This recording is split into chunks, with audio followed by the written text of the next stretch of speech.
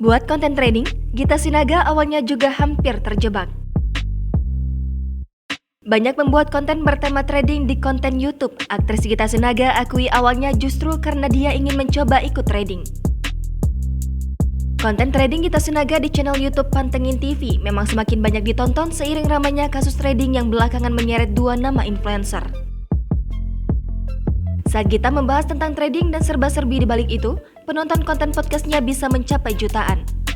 Padahal sebelum membuat podcast bertema trading, Gita yang memang suka dengan dunia trading awalnya justru hampir terjebak. Berbicara tentang trading, Gita kemudian mengatakan saat ini mereka tak lagi menggunakan istilah trading melainkan betting atau bertaruh. Istilah trading tak lagi dianggap tepat menggambarkan hal tersebut karena memang tidak ada transaksi jual beli di dalamnya. Gita juga mengatakan dirinya tak akan tergoda mencoba trading seandainya tahu itu semacam judi.